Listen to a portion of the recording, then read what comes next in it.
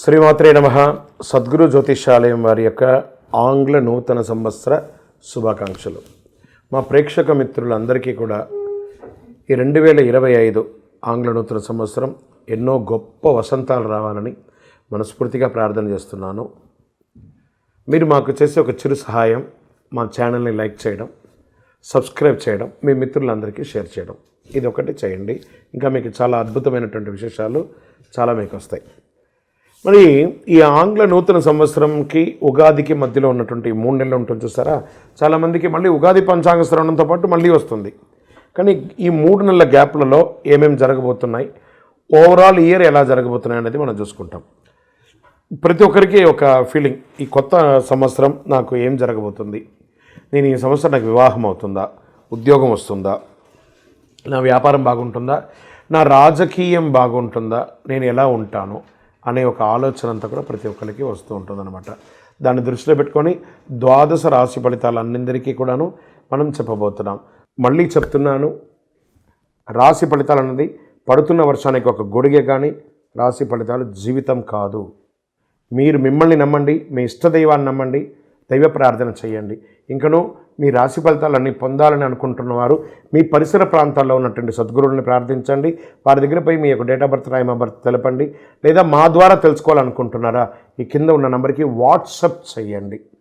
ఈ అయ్యప్ప సీజన్ ఉండడం వల్ల జనవరి వరకు చాలా బిజీగా ఉంటాం కాబట్టి జనవరి తర్వాత వ్యక్తిగత జాతకాలు చెప్పడం జరుగుతుంది. మీ ఏ వివరాలైనా వాట్సప్ చేయండి, మా అడ్మిన్ మీకు రిప్లై ఇస్తూ ఉంటారు. జ్యోతిషాస్త్రరీత్యా ద్వాదశ రాశుల్లో మొట్టమొదటిది మేషరాశిగా పరిగణించబడుతున్నాం. మేషరాశి వారు కొత్త ఏడాదిలో ఈ యొక్క సంవత్సరం 2025లో కొంతమందికి జాక్పాట్ రాశి ఫలితాలు ఉన్నాయి. అందులో మధ్యస్థంగా ఉన్నటువంటి జాక్పాట్ వచ్చేసి మేషరాశి. ఉచ్చస్థితిలో ఉన్నటువంటి జాక్పాట్ ఉన్నటువంటి రాశులు సింహ, కన్య, తుల, వృశ్చిక రాశి వారు. మళ్ళీ మకర రాశి వారికి మధ్యస్థంగా ఉంటుంది. మిగతా వారికి అందరికీ కూడా కొంచెం జాగ్రత్తగా ఉండవలసినటువంటి ఒక సమయం. మేషరాశి వారికి అంగారకుడు కుజుడు అధిపతిగా ఉంటున్నాడు. ఈ అంగారకుడు గ్రహం ద్వారా ధైర్యం, కోపం చాలా ఎక్కువ ఉంటుంది. అద్భుతమైనటువంటి నాయకత్వ లక్షణాలు కలిగిన మీరు వచ్చే కాలంలో మేషరాశి వారికి 7.5 శని సాటిశాత్ కూడా ప్రారంభమవుతుంది. శనిదేవుడు కుంభరాశి నుంచి మీనంలోకి ప్రవేశిస్తున్నాడు. ఈ కారణంగా మేషరాశి వారికి కాస్త ప్రతికూల పరిస్థితులు ఏర్పడతాయి మార్చి తర్వాత. ఇంత ఈ రాశి వారికి అన్ని పనుల్లోనూ అడ్డంకులు ఏర్పడుతూ ఉంటాయి. ఈ సంవత్సరం మేషరాశి వారు మధ్యస్థం అని చెప్పాను చూస్తారా. కొత్త సంవత్సరం మేషరాశి వారికి వ్యాపారం, విద్య, ఆర్థిక, ఆరోగ్యపరంగా ఆసక్తికరమైన విషయాలు ఉన్నాయి. ఆర్థికంగా ఈ రాశి వారికి కొత్త ఏడాది 2025లో ఆర్థిక పరంగా మిశ్రమ ఫలితాలు ఉన్నాయి. ఆర్థికంగా చాలా జాగ్రత్తలుగా ఉండాలి. షూరిటీ సంతకాలు ఎవరికి పెట్టకండి. ఈ కాలంలో ఏదైనా పెట్టుబడి పెట్టే ముందు అన్ని విషయాలు బాగా ఆలోచించి పెట్టండి, నష్టపోయే అవకాశాలు ఉంటాయి. తెలియని వ్యక్తులతో ఆర్థిక లావాదేవీలు, అసాంఘిక కార్యక్రమాలు ఏది చేయకండి. దానివల్ల మీరు చాలా ఇబ్బందులు పడే అవకాశం ఉంది, లేదా ఆఖరికి కారాగృహం అనుభవించే అవకాశాలు కూడా ఉన్నాయి. అసాంఘిక కార్యాల వల్ల జాగ్రత్త పడాలి. మేషరాశి వారికి కొత్త ఏడాదిలో ఆర్థికపరమైన విషయాల్లో చాలా జాగ్రత్తగా ఒక డిసిప్లిన్ ఉండాలి. సంవత్సరం ప్రారంభం మార్చి నెల వరకు లాభాలు చాలా ఉన్నాయి, కానీ మార్చి తర్వాత కొంచెం ఇబ్బంది ఉన్నాయి. మార్చి తర్వాత శని 12వ స్థానం నుంచి ఉండడం వల్ల కొన్ని కష్టాలు పెరగవచ్చు. ఈ సమయంలో విదేశీ సంబంధిత వ్యాపారాలు కూడా కొన్ని ఇబ్బందులు కలిగే అవకాశాలు ఉన్నాయి. కెరీర్, ఉద్యోగపరంగా మేషరాశికి 2025 సానుకూల ఫలితాలు ఇస్తున్నాయి. అయితే కొన్ని సందర్భాల్లో పెద్ద సమస్యలు, ఏదైనా ఇల్లీగల్ యాక్టివిటీస్ చేస్తే ఉద్యోగం కూడా కోల్పోయే అవకాశాలు ఉన్నాయి. మార్పులు చేసే అవకాశాలు ఉన్నాయి. ట్రాన్స్ఫర్స్ అయ్యే అవకాశాలు ఉన్నాయి. ఉద్యోగులు తమ కష్టానికి ఫలితాలు పొందే అవకాశాలు ఉన్నాయి. ఇబ్బందులు మాత్రం మిశ్రమంగా ఉంటుంది. ఇక విద్యార్థుల విషయానికి వస్తే అంకిత భావంతో మీరు చదవాల్సిన సమయం వచ్చేసిందండి. గురుడు మే నెల నుంచి లాభదాయకంగా ఉండడం వల్ల మీకు అనుకూలంగా ఉంటుంది. విద్యార్థులు విదేశీయ విద్య నేర్చుకోవడం, టెలికమ్యూనికేషన్ లేదా ఐటీ రంగం వాళ్ళకి చాలా అద్భుతాలు ఉన్నాయని కూడా చెప్పవచ్చు. ఇంకా ప్రేమించుకునే ప్రేమికుల విషయాలకు వచ్చేటప్పటికీ కొంచెం మిశ్రమమైనటువంటి గొడవలు వస్తున్నాయి. పెద్దలను ఒప్పించి పెళ్లి చేసుకోవడానికి ప్రయత్నం చేయండి. ఆరోగ్యపరంగా కొంచెం నర్వస్ వీక్నెస్ లేదా ప్యాంక్రియాస్, లంగ్స్ ఇవన్నీ కూడా కొంచెం ఇబ్బందులు వచ్చే అవకాశాలు, జాగ్రత్త పడండి. మానసికంగా, శారీరకంగా చాలా ఇబ్బందులు ఎదురవుతూ ఉంటారు. మీ సమస్యలు మరింత పెరిగే అవకాశాలు ఉంటాయి మే నెల తర్వాత. ఇదేదో భయపెట్టడానికి కోసం కాదు, ఉన్నది చెప్తున్నాను. జాగ్రత్త పడండి అన్నాం. వైద్యుని సంప్రదించండి.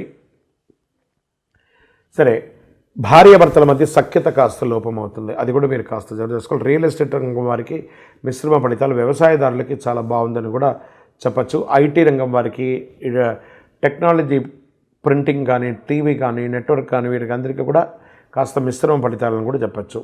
కొత్త ఏడాదిలో కొంచెం పరిహారాలు ఉన్నాయి, చేసుకొని ప్రతి శనివారం వీలుంటే సుందరకాండ పారాయణం చేయండి. నవగ్రహాలకి ప్రదక్షిణం చేయండి ఒక 48 రోజులు. ప్రతి గురువారం విష్ణుమూర్తి ఆలయానికి వెళ్ళండి, దక్షిణామూర్తి ప్రార్థన చేయండి. మంచి కరుంగాళి మాలను ధరించండి. విశేషమైనటువంటి ఫలితాలను పొందుతారు. సకల దోషాలు తొలగి ఆనందంగా ఉండడానికి ఆంగ్ల నూతన సంవత్సరం మీకు అన్ని అద్భుతాలు జరగాలని మనస్ఫూర్తిగా ప్రార్థన చేస్తున్నాను. సంవత్సరం మొత్తం 9 అనే నంబర్ని ఎక్కువ వాడడానికి ప్రయత్నం చేయండి. మేషరాశి మిత్రులారా, అందరూ కూడా ఆయురారోగ్యంగా ఉండాలని మనస్ఫూర్తిగా ప్రార్థన చేస్తున్నాం. యాత్ర సమయం ఆసన్నమైంది.